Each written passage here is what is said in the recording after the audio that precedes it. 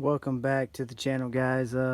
Just got this in just now. I had to unbox it already just because my phone will not take long videos and the battery dies very quick.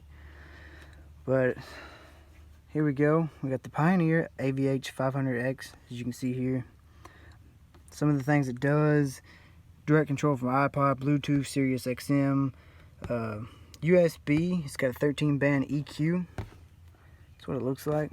Came out right out of the box out of this nice styrofoam and soft plastic here. The very top, you had your instruction manual and your user manuals.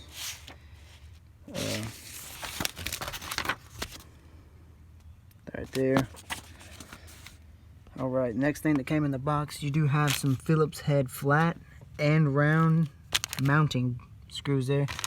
Came with a microphone. Pretty nice clip-on mic.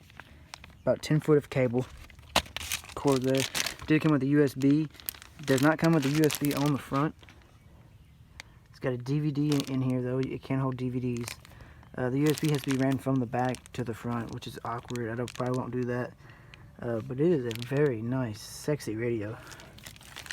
Also came with your cables. That actually hooks up to your speakers here.